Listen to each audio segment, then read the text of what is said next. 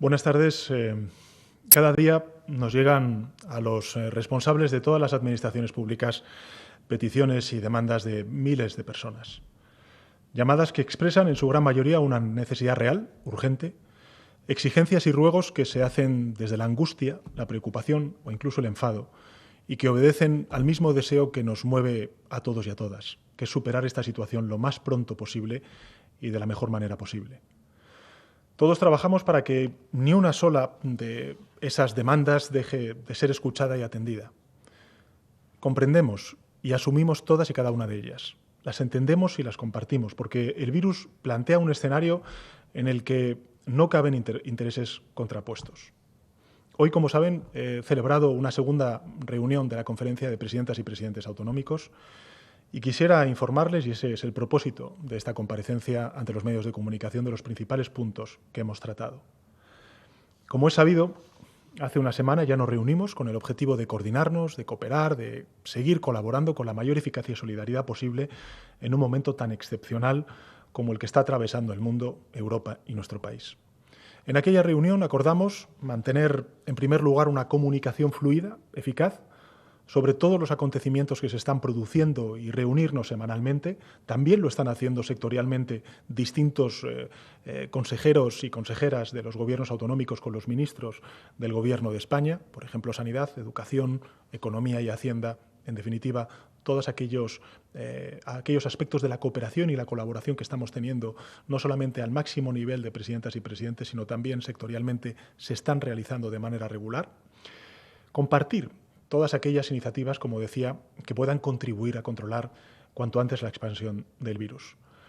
También reforzar la acción conjunta de todas las administraciones públicas, así como las organizaciones privadas, para afrontar con garantías, con las máximas garantías, las consecuencias sanitarias, pero también sociales y económicas de esta gravísima emergencia de salud pública que estamos sufriendo.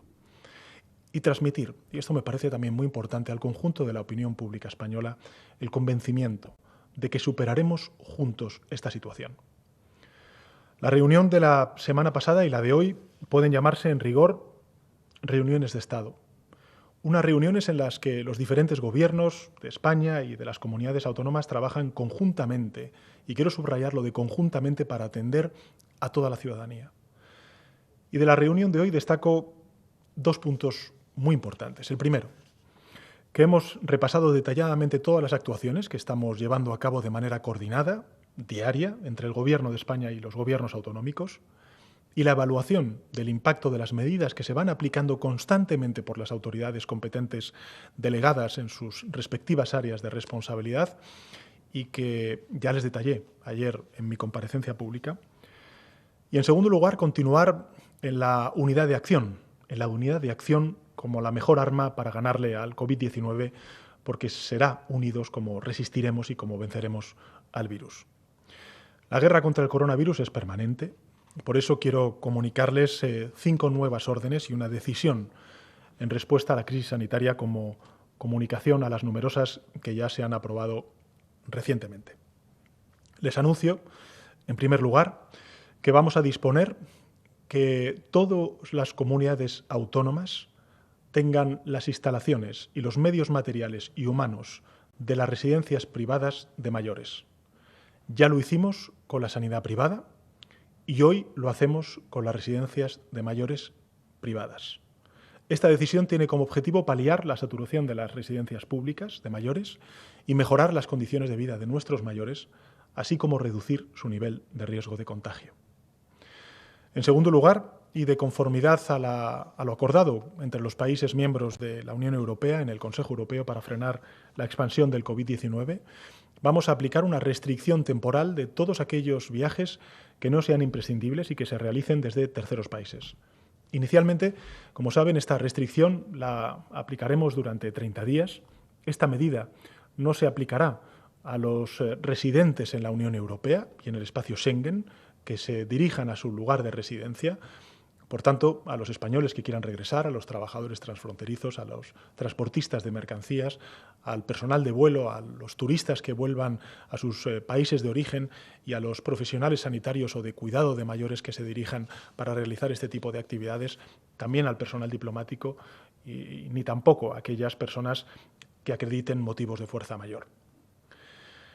En tercer lugar, quiero anunciarles también que las Fuerzas Armadas van a ampliar significativamente sus actuaciones en 3 ámbitos, realizando por vía aérea o terrestre el traslado de enfermos de centros hospitalarios saturados a centros próximos con recursos sanitarios disponibles, si así fuera necesario, garantizando en consecuencia la seguridad de las personas. En segundo lugar, queremos garantizar las infraestructuras críticas, permitiendo así liberar personal de las fuerzas y cuerpos de seguridad del Estado para llevar a cabo otros cometidos, implementando apoyo logístico con medios militares en 4 áreas, para el transporte logístico de material sanitario procedente del extranjero, para el transporte y distribución del material sanitario dentro del territorio nacional, para el transporte de personal clave entre la península y los territorios extrapeninsulares y también para el transporte del personal nacional con dificultades para regresar a España. Y en cuarto lugar, les adelanto que el Gobierno facilitará recursos a los entes locales, a los ayuntamientos, a los municipios, para el reparto a domicilio de comida, productos de primera necesidad y productos farmacéuticos a las personas que más lo necesitan, que son las personas mayores, de manera que no tengan que salir de su domicilio para obtenerlos. Es una manera más de protegerles, facilitándoles la vida en su casa y evitando que tengan que salir de su hogar con el consecuente aumento del riesgo de contagio. Y en quinto lugar, les anuncio que, así como ya hemos decidido la fabricación nacional de productos, material sanitario y medicamentos para combatir el coronavirus, que les comenté ayer en la comparecencia, hemos decidido establecer una reserva estratégica de este tipo de productos para luchar contra futuras pandemias si es que se produjeran en el futuro. Y para finalizar, una decisión que he comunicado al conjunto de presidentas y presidentes autonómicos y que posteriormente también trasladaré a los líderes de los distintos partidos políticos, y es el anuncio de que el Gobierno aprobará, tal y como está previsto en la Constitución y tras escuchar a los expertos científicos, en los próximos días aprobaremos ampliar el estado de alarma en todo el territorio nacional por otros 15 días. En total, de conformidad con el artículo 116 de nuestra Constitución, que ya prevé la autorización del Congreso de los Diputados para poder continuar con el estado de alarma, el Consejo de Ministros del próximo martes acordará solicitar la ampliación de la declaración del estado de alarma hasta el día 11 de abril. Durante esta situación, el Gobierno está cumpliendo, como no puede ser de otra forma, con lo establecido en la Ley Orgánica 4/1981 de 1 de julio y con el artículo 116 de nuestra Constitución que regulan, como saben, el estado de alarma. De manera que el Estado social y democrático de derecho, las garantías de libertades y derechos que nos reconoce y ampara la Constitución, incluso en una situación tan excepcional como la que estamos viviendo, siempre esté garantizado.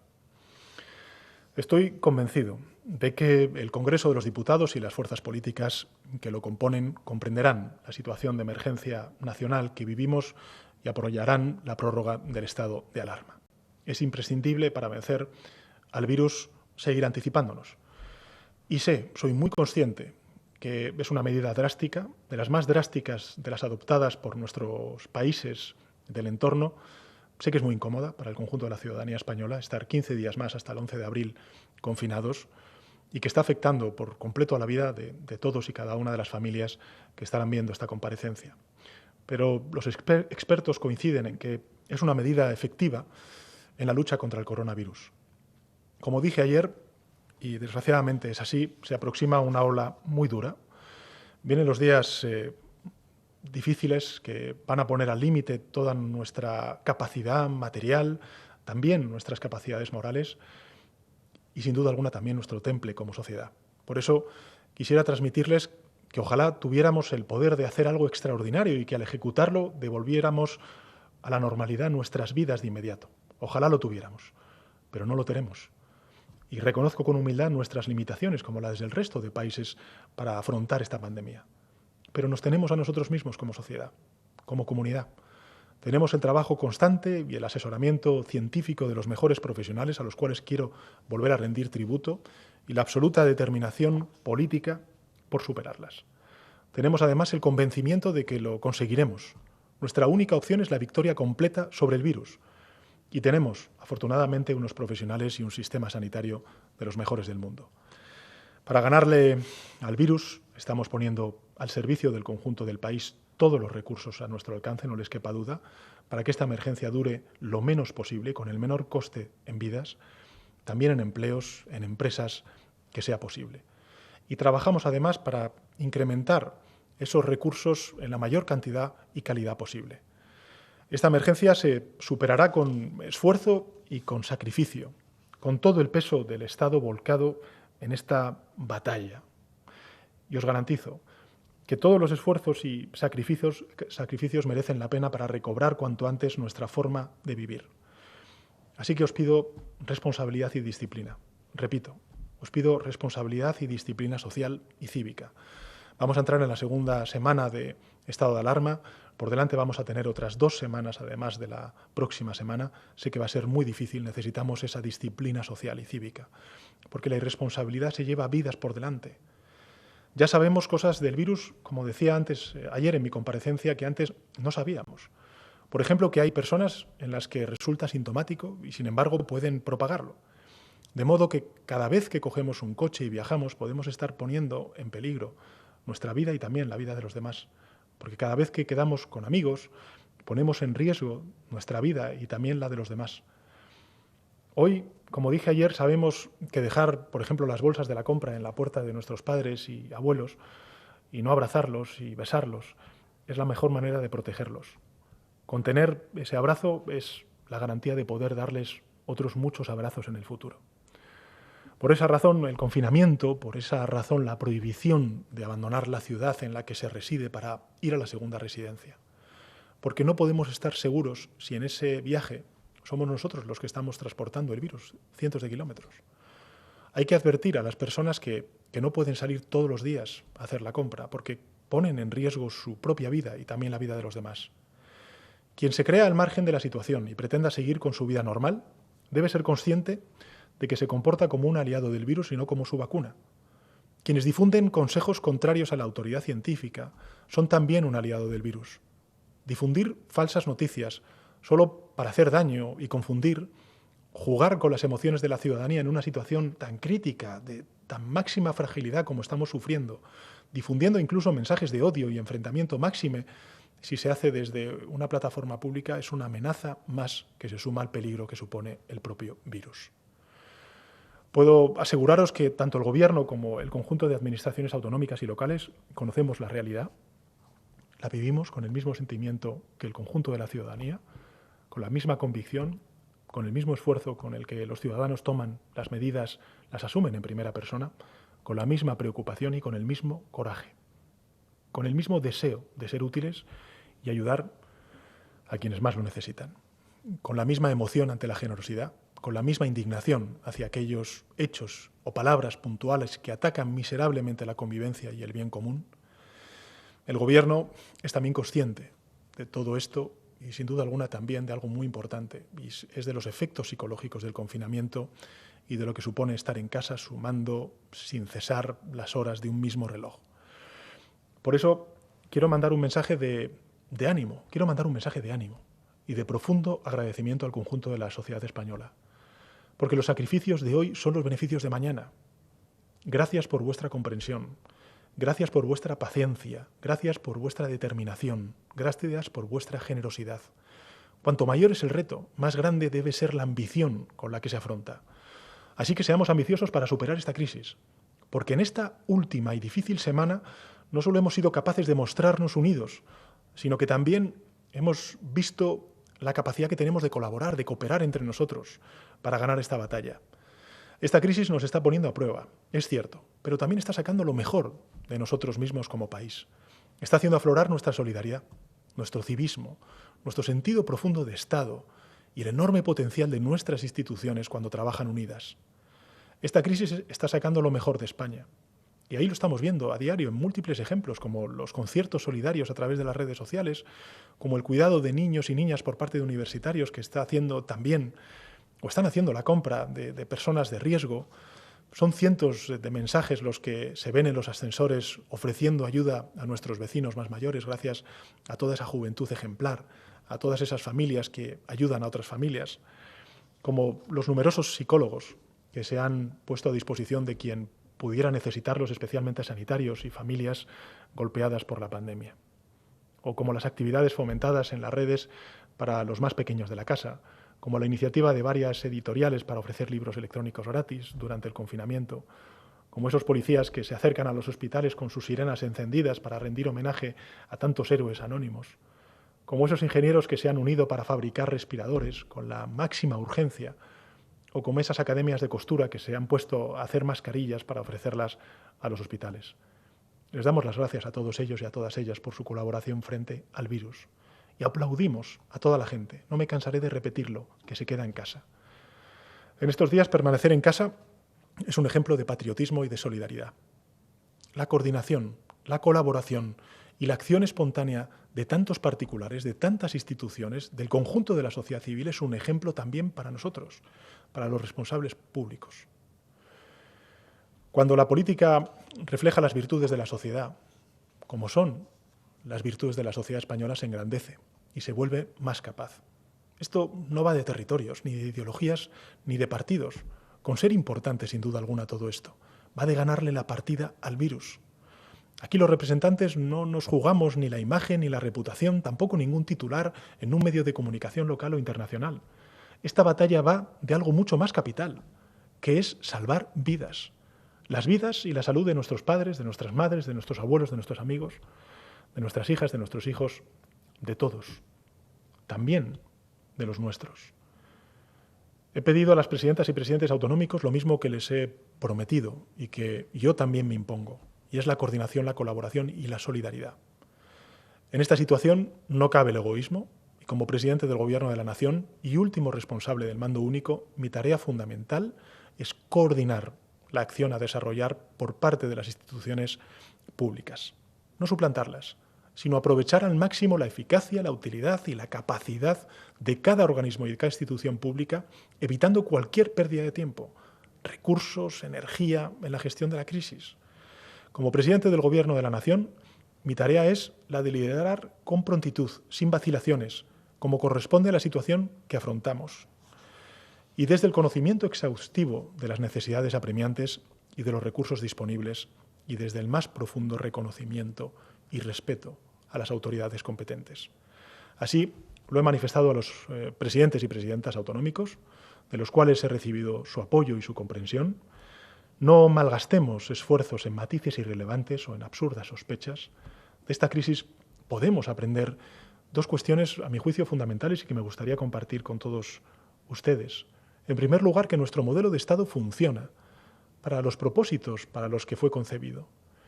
Y en segundo lugar, que ese funcionamiento es óptimo cuando la acción de cada nivel de gobierno se orienta a la colaboración en lugar del enfrentamiento. Cada necesidad que atendemos, cada problema para el que hallamos solución, es un paso más hacia la recuperación de nuestras vidas y la reconstrucción del progreso y el bienestar común. El respeto a la autoridad puede obedecer al miedo, a la obligación o a la convicción, pero solo esta última opción, la convicción, es asumible hoy en día en nuestra sociedad. Somos una sociedad profundamente democrática, formada por hombres y mujeres libres. Y lo hacemos encerrándonos en nuestras casas, como una decisión democrática, racional, que está pensada no para limitar nuestra libertad, sino para preservar el primero de nuestros bienes, que es la vida. Y para concluir, quiero reiterar toda la gratitud de las instituciones públicas al conjunto de la sociedad española y la mía como presidente del Gobierno de España, a los profesionales sanitarios, a los transportistas, a las fuerzas y cuerpos de seguridad del Estado, a los dependientes, a los agricultores, a los pescadores, al personal de la limpieza, en suma, a todos los movilizados para atendernos y socorrernos en este trance. Gracias. Gracias por dejaros la piel y por exponer vuestras vidas para salvar el corazón mismo de todo un país.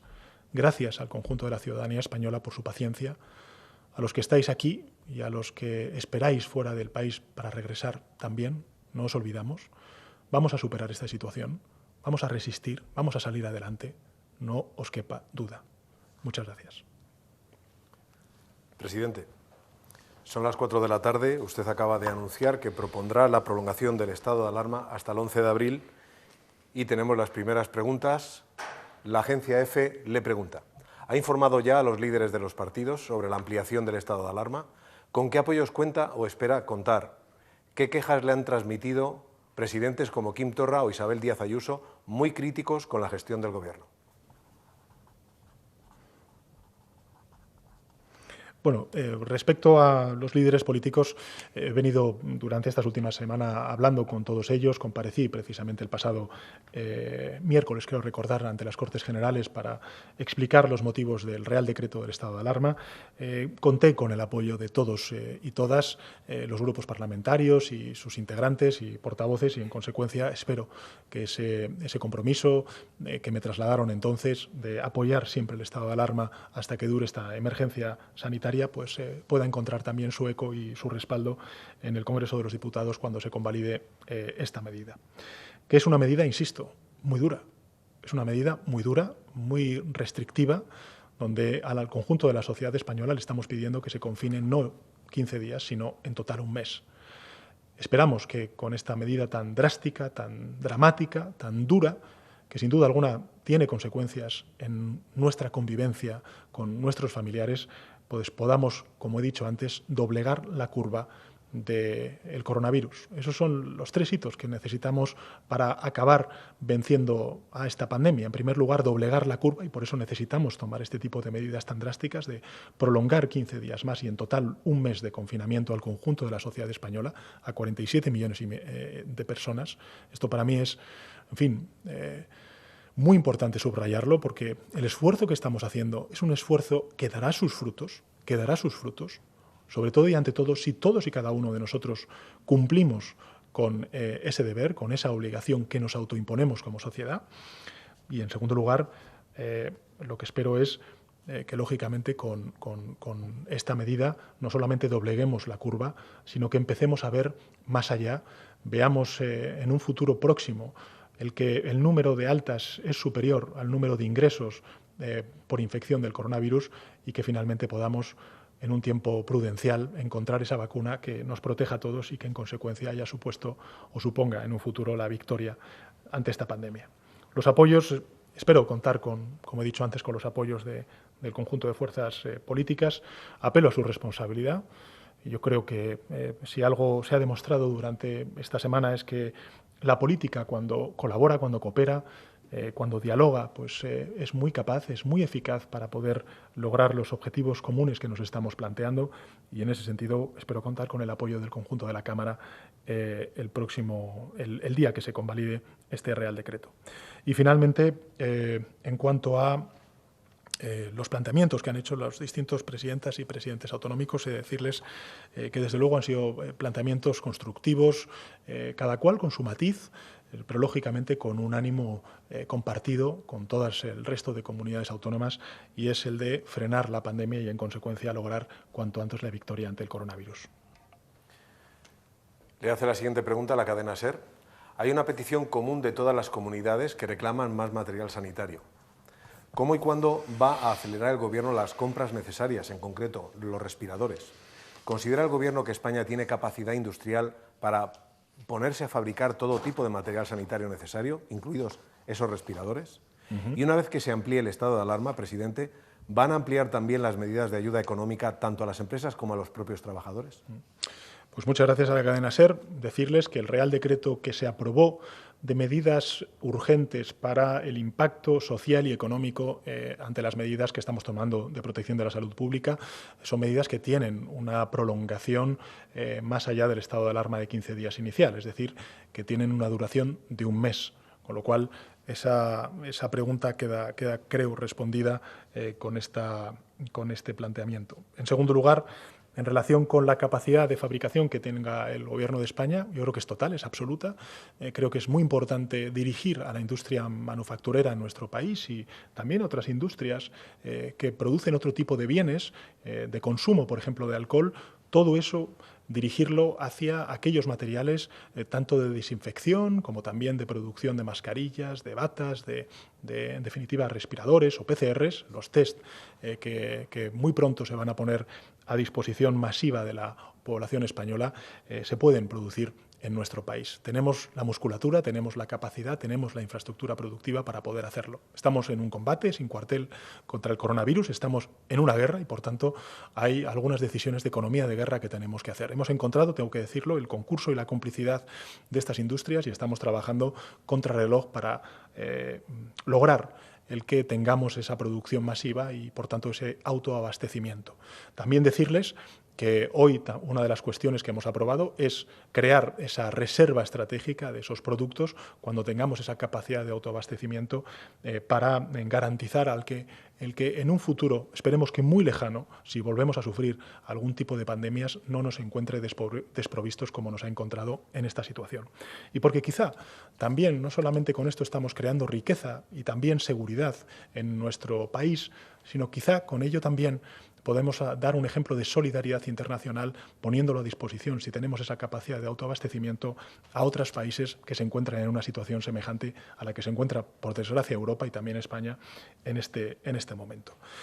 De todas formas, he de decirles, ayer lo comentamos en la comparecencia y me parece también muy importante volver a subrayarlo, que el Gobierno de España, desde la aprobación del decreto del estado de alarma, ha puesto un número importante de profesionales en el Sistema Nacional de Salud que van a ayudar en todas y cada una de las comunidades autónomas a un total de 52.393 profesionales sanitarios. Ahí estamos movilizando médicos residentes, médicos y enfermeros jubilados en los últimos 2 años, profesionales médicos y de enfermería, médicos especialistas extracomunitarios en diferentes especialidades, 17.000 estudiantes de último curso de medicina y enfermería que podrán realizar tareas auxiliares.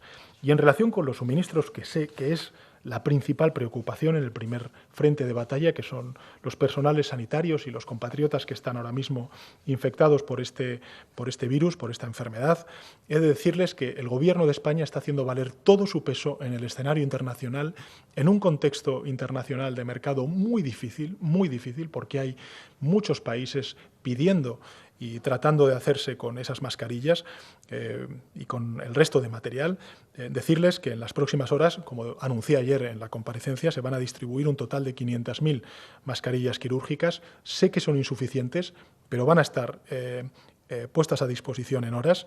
800.000 mascarillas quirúrgicas para pacientes. En total estamos hablando de 1.300.000 mascarillas y, como dije ayer, el Ministerio de Sanidad en los próximos días distribuirá más de 4 millones de mascarillas al conjunto de las comunidades autónomas.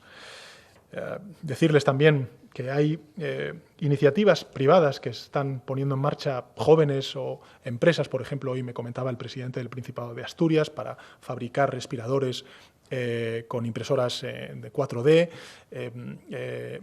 Decirles también que, por ejemplo, empresas públicas como Navantia o también Airbus pues están trabajando contrarreloj para producir este tipo de respiradores que son muy importantes para las UCIs, que es donde tenemos el punto más crítico en la actualidad y que será muy crítico en las próximas horas como consecuencia de la ola que vamos a sufrir, muy dura durante las próximas semanas, y en consecuencia lo que estamos haciendo es trabajar contrarreloj en un, insisto, contexto internacional muy complicado, muy complejo, muy agresivo para garantizar la salud de nuestros compatriotas. Por tanto, responder así, tenemos esa capacidad de fabricación, no inmediata, pero sí en el cortísimo espacio de tiempo, y en segundo lugar, que el Gobierno de España lo que está haciendo a través del Ministerio de Hacienda, de Exteriores y también de Sanidad, en un equipo especializado en compras públicas, es contactar con aquellos países productores que tienen esa capacidad de producción, singularmente China, para poder proveernos no de X millones de mascarillas, como dije ayer, sino de una línea de producción que regularmente cada semana nos garantice X millones de mascarillas, entre otros materiales, entre otras cuestiones, hasta que dure esta crisis. Creo que el tema del autoabastecimiento es muy importante. Es muy importante porque, como dije antes, cuando pase esta pandemia la tengamos controlada, pero hasta que no llegue la vacuna, pues evidentemente vamos a tener que convivir con esta enfermedad. Probablemente no con la intensidad que ahora mismo la estamos sufriendo, y eso será un gran éxito. Pero es evidente que tendremos que ir desescalando toda esta situación, todo este estado de alarma y de excepcionalidad en la que vive la sociedad española. Y evidentemente para recuperar esa normalidad y hacerlo con la tranquilidad de la seguridad de los trabajadores, trabajadoras, del conjunto de la ciudadanía, pues tendremos que proveer de forma masiva al conjunto de la ciudadanía española de este tipo de material. En eso está el Gobierno de España, pensando en lo urgente y en lo importante, como dije ayer, que es ahora mismo esa primera línea, pero también tenemos que levantar la mirada, aprender cuáles han sido nuestras debilidades, cuáles están siendo nuestras debilidades y también las oportunidades que desde el punto de vista, aunque suene algo extraño, puede representar para nuestro país en cuanto a la producción y el autoabastecimiento para garantizar y preservar la seguridad en el medio y en el largo plazo. Presidente, había una pregunta también sobre ampliación de medidas económicas a trabajadores y empresas.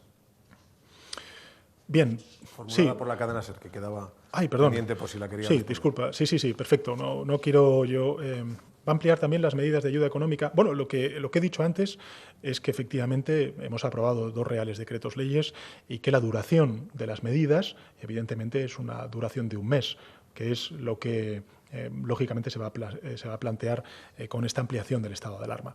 Y evidentemente, en función de cuál sea el devenir de esta pandemia, de esta crisis, pues ampliaremos este tipo de medidas de política económica y política social en nuestro país.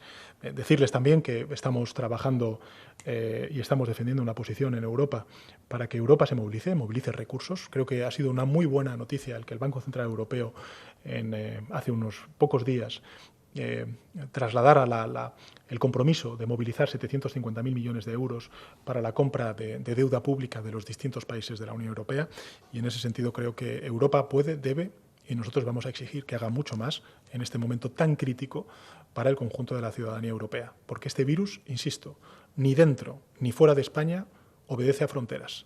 Todos vamos a vernos damnificados y perjudicados y vamos a sufrir las consecuencias del coronavirus, de manera indirecta o de manera directa, pero lo vamos a sufrir y, por tanto, Europa tiene que movilizar recursos y quiero garantizarle a la opinión pública española que, desde luego, el Gobierno de España, si está haciendo algo, es defender esta perspectiva y esta orientación en los debates que tenemos a nivel europeo.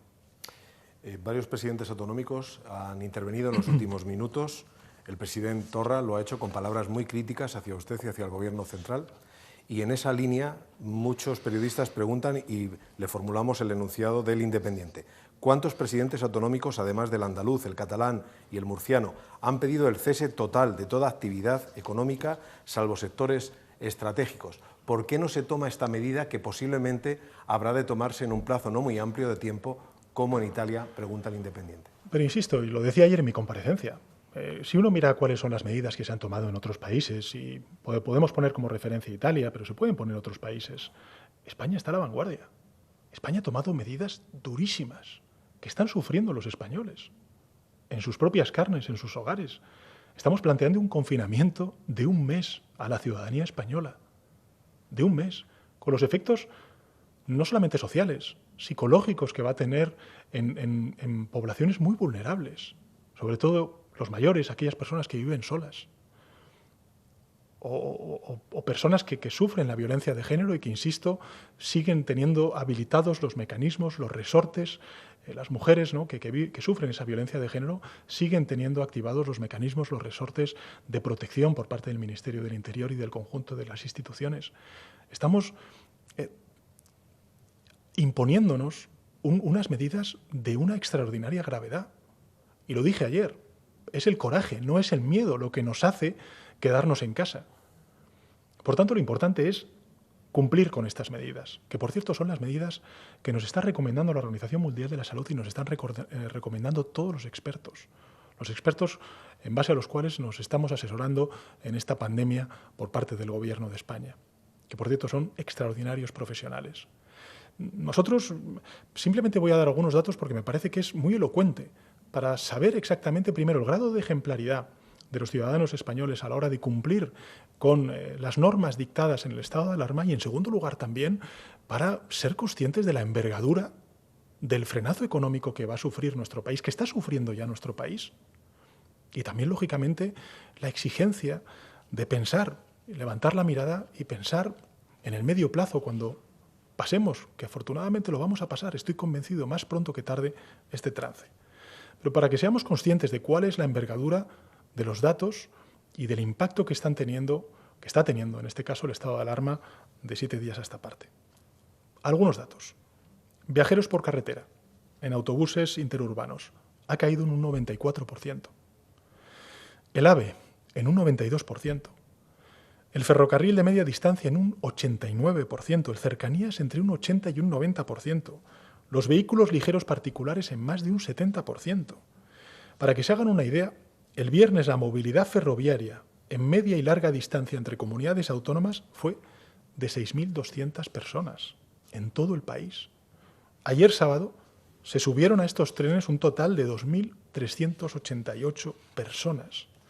Por citar el ejemplo, dado que me ha comentado la cuestión catalana, el AVE directo Madrid-Barcelona, que siempre hemos visto abarrotado durante meses y meses de cualquier momento del año, en definitiva, ha pasado de 9.943 viajeros a 27.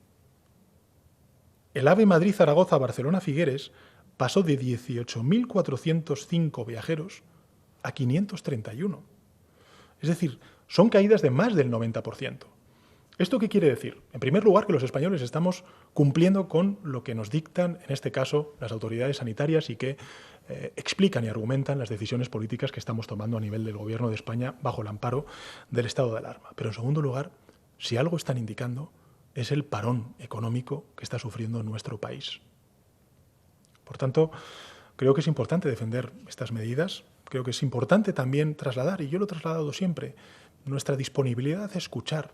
Nosotros queremos acertar, queremos basarnos en la ciencia, tomar medidas eficaces para contener la propagación del virus, para acabar con la propagación del coronavirus y también, y esto me parece muy importante, que el coste en vidas humanas y también en empleos y en capacidad productiva de nuestro país cuando pase esta pandemia sea el menor posible. Desde luego, la salud pública y las vidas de los ciudadanos en primer lugar. Y también, lógicamente, atender a esas consecuencias económicas y sociales que tienen estas medidas. Y en ese difícil equilibrio es en el que se está moviendo el Gobierno de España, siempre anteponiendo la salud pública de los españoles y siempre contando con, digamos, el asesoramiento y la argumentación de la ciencia, de los expertos que son, en definitiva, los que nos pueden guiar en esta situación tan inédita que está viviendo el mundo y que está viviendo nuestro país. Yo tengo mucha confianza en nuestros profesionales, en nuestros expertos, en nuestros científicos. Creo que las medidas que hemos tomado son medidas que no tiene, digamos, ningún parangón en Europa. Insisto, para que se hagan una idea, ayer mismo Italia dijo que prohibía los desplazamientos a las segundas residencias. Eso nosotros llevamos una semana planteando esa prohibición. Ha planteado el cierre de espacios públicos, de parques, jardines. Nosotros llevamos una semana también planteando eso. Ha planteado cuestiones que nosotros nos hemos anticipado y las hemos hecho. Y con esto no quiero en absoluto decir que somos mejores o peores, no, al contrario. Lo que quiero decir al conjunto de la opinión pública española es que las medidas que estamos tomando son durísimas, durísimas. Que siempre estaremos pendientes, atentos a lo que nos dicen los expertos para mejorar en lo posible. Pero las medidas que estamos tomando y que estamos pidiendo a los españoles son durísimas y bien lo saben ellos, que seguro nos están viendo desde sus casas. Formulamos un par de preguntas de diarios internacionales. Sí. Financial Times le pregunta, anoche habló sobre la necesidad de una mayor respuesta por parte de la Unión Europea, se acaba de referir a la Unión Europea, usted presidente ahora. Bajo su punto de vista, ¿qué medidas fiscales debería tomar la zona euro esta semana para hacer frente a la crisis? Bien. A nivel europeo y también a nivel de nuestro país, cuando hemos tenido comparecencias, todos los responsables públicos hemos dicho lo mismo, ¿no? Y es que esta crisis es una crisis simétrica, que se me entienda lo que quiero decir. Es una crisis que ha caído como un en fin, como un ladrillo al conjunto de la Unión Europea. Y por tanto no hay países que se vean menos afectados que otros países, porque esto es una guerra contra un virus que no obedece a fronteras, que no atiende a colores políticos en los gobiernos y que afecta al conjunto de la Unión Europea. De hecho, está afectando al conjunto de países del mundo. Lo estamos viendo todos en cadena, como si fuese un dominó. Están tomando medidas de restricción de movilidad, de confinamiento, en mayor o menor medida, o en mayor o menor grado. Por tanto, ¿qué es lo que quiero decir con esto? Que esta es una crisis simétrica que afecta al conjunto de la Unión Europea y que, por tanto, no puede encontrar solamente una respuesta nacional. Tenemos que encontrar y articular una respuesta europea. ¿Qué es lo que está defendiendo el Gobierno de España? Bueno, pues estábamos defendiendo cosas tan lógicas, tan racionales, que costaría mucho que la Unión Europea no asumiera. Nosotros, y lo he dicho antes, hemos aplaudido el que el Banco Central Europeo defendiera el movilizar 750.000 millones de euros para defender la deuda soberana del conjunto de países de los Estados miembros. Hemos defendido, lo he dicho yo, lo ha hecho también la vicepresidenta económica en todos los foros. Esta semana que viene hay reunión por videoconferencia del ECOFIN, que tenemos que articular un gran plan Marshall, un gran plan de inversiones públicas para el conjunto de la Unión Europea y iniciar ese proceso de reconstrucción que necesariamente vamos a tener en el ámbito social y económico cuando todo esto pase. Hemos defendido relajar las normas de estabilidad presupuestaria en un momento como el actual. Hemos defendido que también el mecanismo de estabilidad que se dotó la Unión Europea después de la crisis de 2008, pues sea un mecanismo de estabilidad precisamente para emitir bonos que mutualicen la deuda a nivel europeo, por ejemplo, emitiendo bonos coronavirus, que es lo que ha propuesto, por ejemplo, la gobernadora del Banco Central Europeo, Christine Lagarde, como también la presidenta de la Comisión Europea, Ursula von der Leyen, y que desde luego el Gobierno de España, junto con otros muchos países, pedimos y exigimos, y lo vamos a seguir haciendo en los foros que corresponda. ¿Qué más podemos hacer? Algo que ha pedido el Gobierno de España desde hace ya un tiempo, y es crear un fondo europeo del desempleo que sea una prestación complementaria a los fondos de desempleo nacionales, sobre todo en un momento tan crítico como el que vamos a vivir, desgraciadamente, durante los próximos meses o que ya estamos sufriendo en muchos hogares. Y finalmente, también hemos pedido el que el Banco Europeo de Inversiones pues pueda amparar muchas de esas medidas de liquidez que estamos todos los países miembros poniendo en marcha a nivel estatal. En definitiva, lo que estamos pidiendo a la Unión Europea es lo mismo que nos estamos aplicando a nosotros mismos. Coordinación y, en segundo lugar, la mayor movilización de recursos económicos y materiales de la historia, porque Europa está en guerra. Europa está en guerra contra el coronavirus y tenemos que responder con todas nuestras armas y con nuestros instrumentos. No hay excusa que valga para movilizar todos esos recursos. La siguiente pregunta es de New York Times. ¿Qué podemos decir de la coordinación internacional hasta ahora a nivel de valorar una emergencia sanitaria dentro de la Unión Europea? Se pregunta de New York Times. ¿Cómo se puede explicar que haya tantas medidas de urgencia distintas, comparando, por ejemplo, España y Portugal, vecinos dentro de una misma península? Bueno, pues yo creo que, en fin, no es así, ¿no? Lo que se puede, no con España y Portugal, porque yo he tenido además la gran fortuna de tener una relación personal y política de extrema confianza con el primer ministro portugués Costa. Hemos tomado medidas conjuntamente, por ejemplo, para proteger nuestras fronteras, en el sentido de que, por ejemplo, los trabajadores transfronterizos pues, puedan continuar pasando de un lado a otro, por razones de extraordinaria urgencia, pero, por ejemplo, pues, para evitar desplazamientos por motivos de ocio, de turismo, pues evitarlos, lógicamente, porque ahora mismo todos tenemos que estar confinados. Con lo cual, desde el punto de vista, digamos, de la respuesta es la misma. Lo que sí que puede alterarse, no lo digo en el caso de Portugal, pero sí en otros países europeos, es la cadencia, la progresión en la contundencia de las medidas. Y es evidente que hay países como España que están a la vanguardia de muchas de esas medidas que estamos tomando para contener y doblegar la curva del coronavirus, ¿no? En todo caso, me parece importante este matiz, porque evidentemente todos los países europeos tienen que saber, tienen que ser conscientes de que tienen que tomar medidas drásticas, de que tienen que tomar medidas duras para doblegar la curva y hacer frente con el menor coste de vidas posible y también con el menor coste social y económico posible a una pandemia que, insisto, es global, que lógicamente no atiende a fronteras y que tenemos todos los países que articular medidas para poder coordinarnos y luchar eficazmente. Eso a nivel europeo. A nivel internacional, la semana pasada tuve ocasión de hablar con el príncipe heredero de Arabia Saudí, porque es el presidente del G20. Saben ustedes que España pertenece al G20 y le pedí que pudiéramos celebrar cuanto antes una conferencia del G20 de las principales economías del mundo a nivel global para que pudiéramos articular una propuesta y medidas y políticas de respuesta común en ese ámbito. Con lo cual, nosotros no estamos descuidando ni la respuesta nacional ni la respuesta europea y, por supuesto, tampoco la respuesta internacional.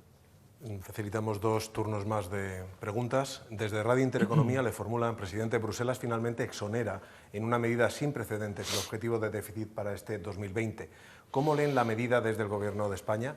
¿Le permitirá adoptar nuevas medidas económicas o en materia fiscal en las próximas semanas? Y por otro lado, pregunta Radio Intereconomía, el Banco de España, el Banco Central Europeo y otros muchos organismos inciden en la importancia de una respuesta coordinada entre los países de la Unión Europea. Es una insistencia en este sentido. ¿Cree que llegará pronto esa respuesta, presidente?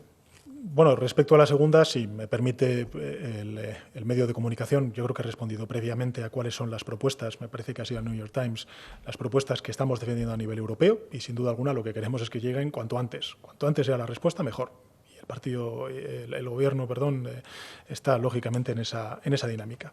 En segundo lugar, la primera de las preguntas en relación con cómo leemos nosotros estas medidas a nivel de gobierno de España y si nos van a permitir nuevas medidas económicas o materia fiscal en las próximas semanas, decirles que desde luego el planteamiento que ha tenido la Comisión Europea me parece acertado. Como decía antes, esta es una crisis que es sobrevenida, que nadie preveía, a diferencia de la crisis que muchas veces se plantea ahora, por ejemplo, la de 2008, ¿no? Bueno, pues esta no es una crisis que tenga que ver con fallos en la regulación de un determinado sector o una burbuja, por ejemplo, en el sector inmobiliario, como se sufrió, por citar ese caso en España, sino que estamos hablando de una pandemia y, por tanto, de una crisis y una emergencia de salud pública, ¿no? Por tanto, yo creo que es muy importante que los gobiernos europeos y sobre todo las instituciones europeas seamos conscientes de que tenemos que tener esa sensibilidad y esa empatía con la sociedad. Desde luego nosotros la tenemos, por eso hemos puesto en marcha ese paquete de medidas sociales y económicas. Y agradezco y mucho el que la Comisión Europea, por ejemplo, haya dicho que todas aquellas políticas que pongamos en marcha para frenar la pandemia del coronavirus, pues no computen digamos, en el déficit público y en la deuda pública de los criterios de estabilidad. No es que no vayan a computar, sino que desde el punto de vista del cumplimiento del Pacto de Estabilidad y Crecimiento no se va a tener en cuenta. Con lo cual, en fin, nos estamos haciendo un esfuerzo fiscal extraordinario. Lo vamos a hacer durante los próximos meses porque tendremos que estar llamados todos, repito, todos, a la reconstrucción social y económica después de esta batalla, de esta guerra al coronavirus, pero insisto, es muy importante que la respuesta no sea solamente nacional. Europa es mucho más que compartir un mercado único. Europa es también una filosofía, son principios básicos, elementales, de derechos humanos, de protección, de progreso, y en ese sentido creo que Europa ahora tiene que poner toda la carne en el asador durante los próximos meses y creo que además es, incluso dentro de esta desgracia, una gran oportunidad de relegitimar el proyecto europeo. Nosotros que somos un gobierno europeo, porque nuestro país es un país muy europeísta, somos un gobierno europeísta, desde luego vamos a trabajar en esa dirección. Presidente, finalizamos con una cuestión que ha estado circulando durante parte de la mañana, que ha provocado la inquietud de numerosos medios de comunicación que han preguntado y que ahora le formulamos a través de la pregunta que lanza El Español. Se está publicando en redes sociales que familiares suyos, aparte de su esposa, han sido infectados y que incluso alguno está ingresado. Por favor, y con toda delicadeza, ¿podría confirmar con detalle o desmentir estas cuestiones? Bueno, pues, en fin, hay muchas familias en nuestro país que están sufriendo una situación semejante. Mi familia no es ni más ni menos importante que el resto de familias en nuestro país y agradezco y mucho las muestras de interés y también de apoyo que en estas horas pues, nos han trasladado. Presidente, muchísimas gracias. Gracias a todos los participantes.